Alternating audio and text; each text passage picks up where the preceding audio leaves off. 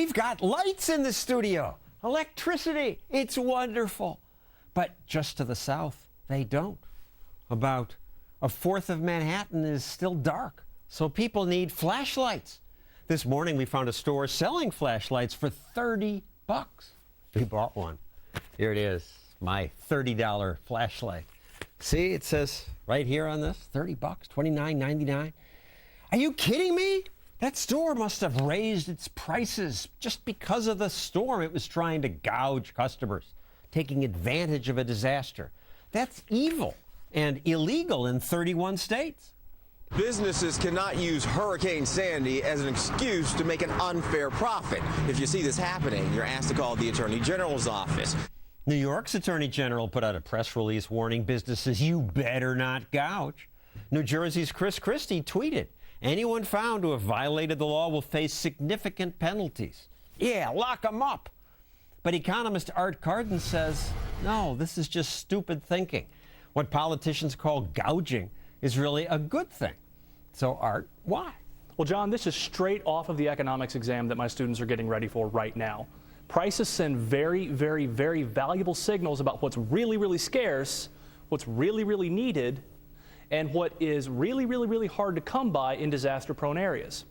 Prices allow us to engage in a kind of economic triage, where when we see the price of a $30 flashlight, we might think twice about some of the silly things we might do with flashlights and say, well, maybe we should pass on this one and leave those flashlights for people who really, really need them.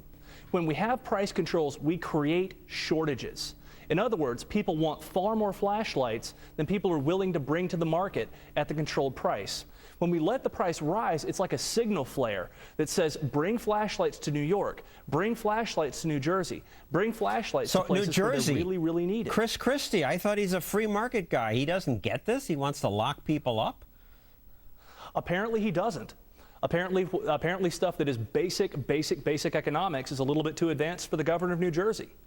Now, one other point. The store that sold us this $30 flashlight wasn't having an easy time. They didn't have power. They were pumping water from their basement at the time. So I could see why they would want to charge extra just to remain open.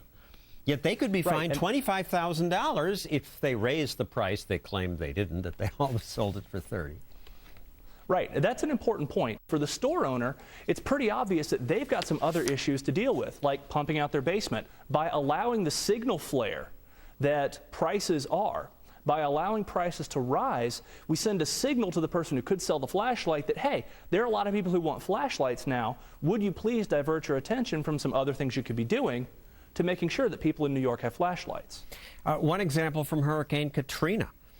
After the hurricane, John Shepherdson of Kentucky bought 19 generators. He and his family then rented a U-Haul, drove 600 miles to part of Mississippi that had no power, offered to sell his generators for twice what he paid for them. People were eager to buy, but the police arrested him, confiscated his generators, and he stayed in jail for 4 days. I mean, who wins from that? Well, with friends like that, the people in Mississippi don't need enemies. As an economist, I think these people should be lauded as heroes. Why? Because they're taking scarce resources from areas of relatively low need to areas of relatively high need. In the case of the generators, nobody got generators after the guy was arrested. But what about the poor? When you allow people to raise prices, and maybe that's the only reason I was able to get a flashlight, the poor are cut out. Rich people win. But merely passing a law saying you're not allowed to charge more than, say, $10 for a flashlight, that's not going to guarantee that poor people get flashlights. In fact, a law against price gouging is going to prevent people from bringing more flashlights to the market ultimately. Which would bring the price down and make them more accessible to poor people. Thank you, Art Carden.